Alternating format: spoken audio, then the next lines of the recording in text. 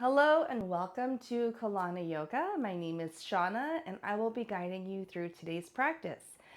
So in this video, I wanted to dive into some of my favorite stretches that I use to help train for a run. Little backstory here, I actually signed up for a half marathon, which is taking place in, I think, 7 or so months from now. So in my training, I have been doing a lot of running and a lot of yoga and strength training to prepare my body to be able to run a whole 13.1 miles in a few months.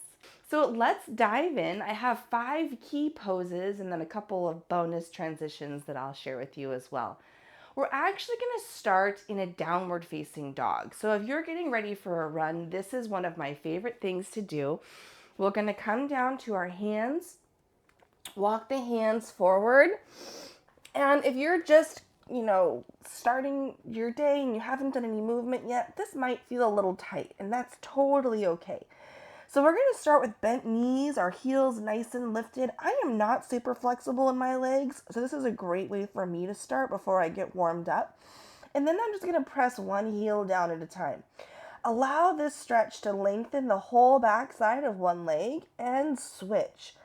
Taking turns, pedaling out your feet, really focusing on the stretch from the top of the ankle all the way to the bottom of the glute. See how this feels on each side.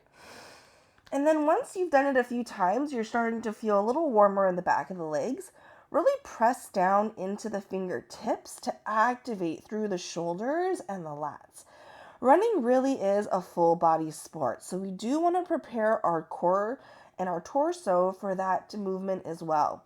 Lift the hips as high as you can, really pulling the shoulders down away from your ears, squeezing your lats towards your midline, and then lengthen your heels down just a little bit more. You can always adjust as necessary. You can bring your feet closer together. With your knees bent, you might even find a nice stretch through the back of the hamstrings and through the hips. So this is a great all-body stretch to get into before a run because it really gives you a chance to start to stretch out and warm up everything in the body. But when you're ready, gaze to the top of your mat and then step your right foot toward the outside of your right hand. You can take a few steps if you need to, no problem. We're going to move into our low lunge. In my training, they call this the world's greatest stretch, and I'll show you why. In yoga, we just call this a low lunge, but we will add some twists to it. But before we do, let's just hold this pose for a moment, really sinking into our hips, seeing how that feels, maybe getting a nice stretch to the top of that left leg that's extended behind us. If this is way too much, you are always welcome to lower that back knee. That might help, especially as you're warming up. But once you're ready, let's turn this into the world's greatest stretch. Take your right hand, reach it underneath the armpit like you're pulling through for something, and then open your right arm to the sky, twisting towards your right knee. Think about stacking your right shoulder on top of your left. It is a-okay if you don't get there. We're really just working on opening up through the shoulders, through the torso. Maybe let's do that one more time. Bring the right hand under, pull it through, see if that gets you any deeper into those hips, and then reach the right arm to the sky. Beautiful. Before we do this on the other side, let's try one more stretch. Lower that back knee now, and let's come into a half splits. So walk your right foot over toward the middle of the mat, bringing it in between your hands, and then start to extend that right leg. Now, if you're really tight in the back of the knees or the back of the quads, this might be a great time to utilize some yoga blocks underneath your hands to help keep your chest a little bit taller. Definitely a fantastic resource for this stretch. Now pay attention to how you feel in your left knee as you're doing this, slowly lengthening through that right leg. And let's alternate between our toes being pointed and flexed. Now again, if this is too much on that left knee, keep yourself lifted up. Only bend the left knee as much as it feels comfortable. You should not feel any straining at all in the kneecap. Listen to your body and give it what it needs. What we're really trying to focus on here is lengthening through this right leg, and we're gonna alternate between pointing the toes and flexing the toes. And see how that feels in the back of your right calf and also in the right ankle. After a run, you might have shin splints or ankle tightness. This is a great way to work that out before the run and hopefully prevent too much tightness and also to prevent injury. Beautiful. All right, let's walk our way back up so we can do this on the other side. Tuck those back toes, lift the back knee, come back to your high plank, maybe even lift those hips for one more downward facing dog. And then step that left foot forward now. Stepping it to the outside of the left hand, finding the stance that feels most comfortable for you, holding it for a moment, really breathing into any of those tight areas. And when you're ready, let's turn this into that world's greatest stretch. So we'll take the left hand, we're gonna pull it underneath the right armpit like we're reaching for something, getting a nice stretch along the side of the left body. And then inhale as you twist toward the sky, reaching your right fingertips high. Again, think about opening up that left shoulder to stack it over the right. It is not necessarily going to get there, and that's totally fine, but that intention will really help. Let's do that one more time. Reach that left hand through and then open it back up again. See how this feels through the legs.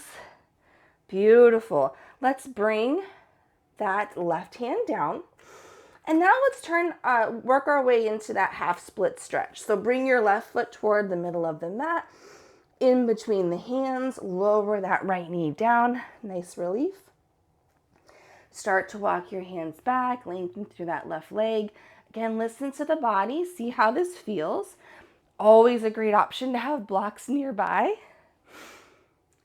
If that right knee feels okay, maybe lower the hips as you lengthen through that left leg. And once again, let's just alternate between pointing the toes, getting a nice stretch to the top of the foot, top of the ankle, and stretching those toes back.